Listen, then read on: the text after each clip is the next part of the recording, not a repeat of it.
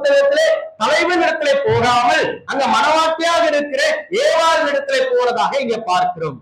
அங்க முதலாவது வஞ்சிக்கப்பட்டது அங்க மனவாட்டியாக இருக்கிற ஏவாள் என்கிற ஒரு காரியத்தை ஒப்பிட்டு பார்க்கும் பொழுது, இங்க பவுல் இங்க சொல்லுகிற காரியத்தை ஒப்பிடும் பொழுது, ஆண்டவராக இயேசு கிறிஸ்து தலையாக இருக்கிற இந்த சபையிலே, அவருடைய சரீரமான சபையின் இடத்திலே சாத்தான் அந்த தலைவர் இடத்துல போய் எதையுமே அதால சாதிக்க முடியல.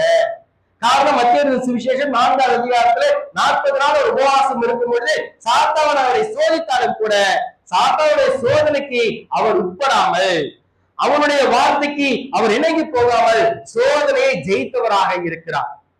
அப்ப அடுத்து எங்க வருகிறது அப்படின்னா, ஏவாளாக இருக்கிற மனவாட்டியாக இருக்கிற அந்த ஆத்துமாக்களிடத்திலேதான் சாத்தானுடைய தந்திரங்கள் வேலை செய்து கொண்டிருக்கிறது.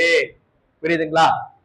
அது ஆதாம் என்கிற பிந்தின ஆதாமாக இயேசுவின் இடத்துல என்ன பண்ண முடியல, அதால எதையுமே பண்ண முடியாததுனால நீங்க அதை ஒப்பிட்டு பேசும்போதுதான் சொல்றாரு, எப்படி வஞ்சித்ததோ, எப்படி வஞ்சித்தது என்பது ஏமாற்றுதலாக ஒன்றாக இருக்கிறது. அது ஏமாற்றுவதற்கு ஒரு படி மேல சொல்லுவதுதான் வஞ்சிக்கிறது. அதாவது மனசு வந்து ஏமாத்துறன்னு தெரிஞ்சு துணிகரமா ஒரு காரியத்தை செய்வதற்கு பெயர் தான் வஞ்சிக்கிறது அப்படின்னு அர்த்தம். அது அப்படி என்ன சர்ப்பம் பண்ணது அப்படின்னா, எதை தேவன் சொன்னாரோ அது இல்லை என்கிறத பெரிய ஒரு பொய்ய சொன்னான். அது பாருங்க, வஞ்சிக்கிறது என்பது சாதாரணமான ஒரு காரியம் அல்ல. அவன் ஏமாத்திடாமா அப்படின்னு சொல்றது வேற, ஆனா வஞ்சிக்கிறது என்பது வேறு. காரணம், தேவன் சொன்னதான காரியமே நடக்காது என்று அதற்கு விரோதமாக பேசி அந்த ஏவாளை ஏமாற்றியது, ஏவாளை ஏமாற செய்தது.